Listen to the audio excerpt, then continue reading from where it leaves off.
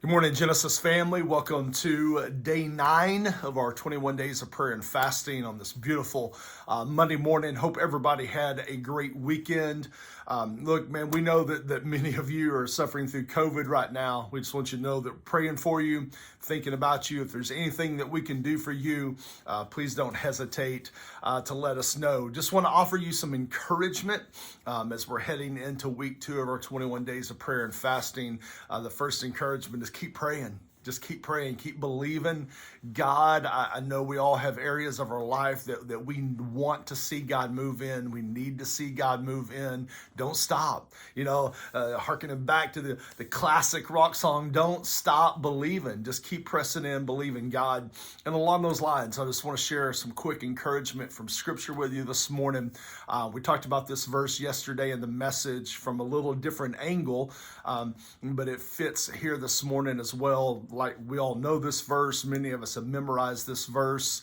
Likely we've heard this verse misapplied, misappropriated out of context, but it's Philippians 4:13. The Apostle Paul says, "I can do all things through Christ who gives me strength." And we've likely heard somebody talking about that in the context of achieving their goals or living their best life, or just being happy and having great experiences in life. And that's not the context that this verse is situated in. Paul's writing this from a jail cell. So obviously when Paul says, "I can do all things through Christ who gives me strength," he doesn't literally mean all things, because he is confined. He is bound by his circumstances, but at the same time, Paul is unbound, unchained by his circumstances. He's not talking about the freedom to do whatever he wants to do. He's talking about the power of God at work in him to live a life that honors God, that pleases him. The power of Christ in him, regardless of his circumstances, to live a God-first life, to orient his life Jesus first.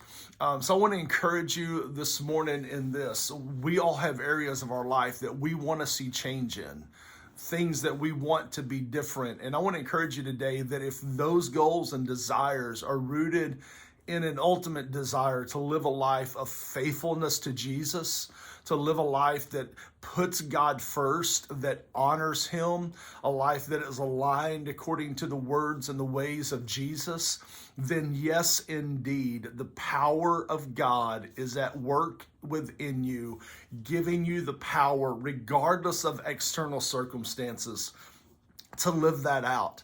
That you can do all things through Christ who gives you strength to live a life that honors God, regardless of your circumstances that you're facing right now.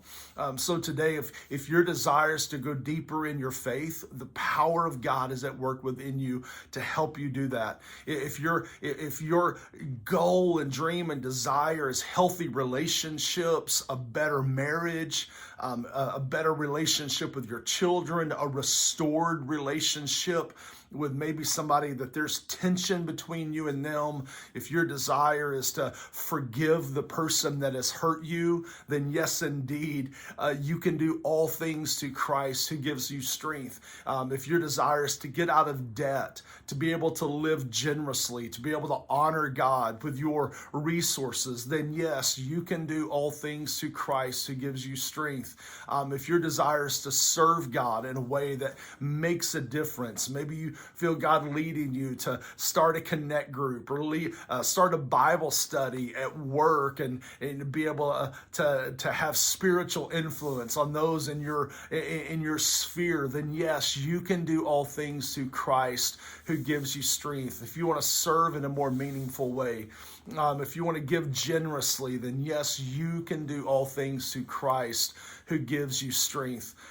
So I want to encourage you today, man, whatever that desire, whatever that goal, that God-honoring goal that's in your heart, that's been in your mind, man, this week in our 21 days of prayer and fasting, make that a focal point of your praying, a focal point of your fasting, whether you're fasting food or social media or TV, whatever it is that you're giving up so that you can make space for more intentional time with God. Make that the focal point today and know that if it's rooted in a desire to honor God and put him first, then yes, you can do all things through Christ who gives you strength. We love you guys. We're praying for you. Thank you for your partnership with us as a corporate body, that together we're praying, together we're seeking God, together we're journeying forward with God on mission